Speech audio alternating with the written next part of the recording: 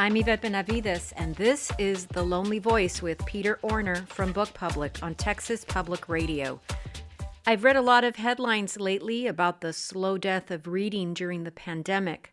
A quick Google search reveals a half dozen articles asserting those claims in just the last few weeks, even as the book publishing world celebrates gains in sales. But I get it. The pandemic has turned our worlds, our schedules, and our attention upside down. Old routines have been replaced by new ones, and in some of those transitions, time to read has had to be jettisoned from daily lives. I'm going to try to make a case for returning to reading. Several months back, I returned to a memoir in essays that was first released in 2016, Am I Alone Here, by Peter Orner. I returned to it because I recalled the ways that Peter Orner champions reading, considers it absolutely life-saving. The subtitle of the book is, after all, Notes on Living to Read and Reading to Live. Can reading be all that? Can our feeling about it be that absolute and unmitigated and unabashed? Well, yes. If not, then why do it at all? If not, indeed, why do anything at all? I saw on the pages of Am I Alone Here resonances of my own wrestling with certain stories, my begrudging acceptance of the vagaries of life that wound us, and the more studied ways we lead ourselves down dubious paths to destinies that we tolerate because we know how fickle life is. We wait for things to change, or we wait to get used to them, and we read while we wait. There are no answers there, but there are always kindred spirits roiling in their own despair or coming through it as survivors, a little worse for the wear, but imbued with insight we can't measure, but that we can know assuredly exists because it's right there on the page. Am I alone here? Are we? We know we aren't really alone because we do read. Peter Orner distills his boundless and ceaseless reading life on the pages of that book with essays dedicated to the masters of the story form, many of the greats, the examples who lived through other epidemics, terrible wars abroad, or in spaces smaller, more personal, and closer by. Stories are about loss. We lose. We're lost. We seek to find. We don't know what we're missing, and that becomes the problem, the reason for the voids we can never fill. These are the universal truths. This is our lot in life. And as we've learned through the pandemic over these last several months, all our losses are collective. Writes Peter Orner, if they're not, we're truly doomed. If we can't overcome them ourselves, the very least we can do is recognize that we aren't the only ones out here trying to get by.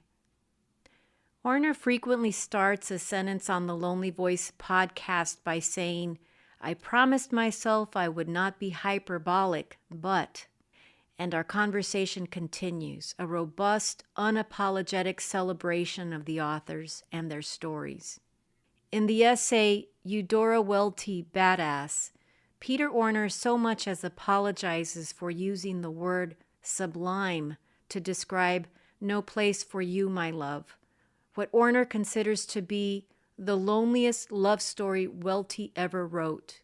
Did I just use sublime in public? Asks Orner. He really believes that, quote, all worthy stories are better read than talked about. He's repeated some variation of this claim on the podcast often, too. But if reading makes us feel less alone, I find that talking about stories with someone who wholeheartedly believes that stories are better read than talked about, but then can't help but talk about them, hyperbolically or not at all, if you please, puts us in a small club of readers who know that the loneliness is a non-negotiable, a fact of our humanity, but that as readers, we can still connect in meaningful ways with others.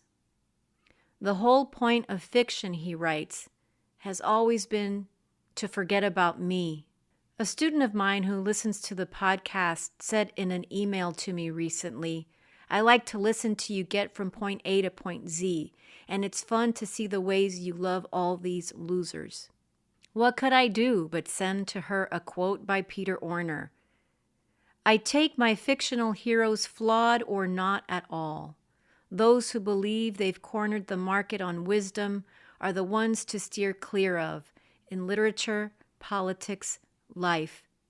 Give me the confused, the mistake-ridden, the still trying to figure it out."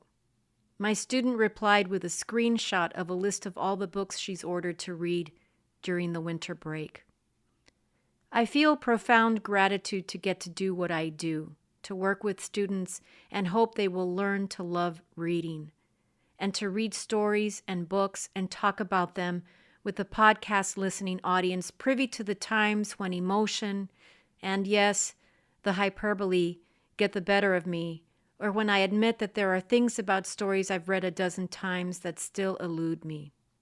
We don't know the answers to other terrible mysteries of our lives, the why, the unanswerable about our collective pain and grief during 2020 or any other year that brought its cruelty to us and will continue to. It's not like rummaging through the bookshelf to find precisely the right self-help book, because there isn't just one book to help blunt the shock and the pain or figure things out. There isn't just one. There are many more than that. Let me illustrate my point. Here's Peter Orner reading Strand from the collection Maggie Brown and Others. Strand. He found a strand of her hair in a book, a long, dark brown piece of her hair that made a curlicue on the page. The book was Frank Kermode's The Sense of an Ending, Studies in the Theory of Fiction. Why he happened to take it off the shelf that morning, he wasn't sure. He'd never had any interest in theory. And a theory of fiction? A theory that explains waking up in the dark of a familiar room and forgetting where you are and how you got there? Some books sit on the shelf for so long they become part of the landscape. One day, a spine catches your eye, and you slide a book from between two others, open it, read a little. On the page where he found her hair, she'd underlined a sentence. In the Bible, the world is made out of nothing. In the margin, she'd written, nothing? What about silence? He spent the rest of the afternoon reading, careful that the strand didn't drop out. He fell asleep reading, woke up to someone, nobody, calling his name.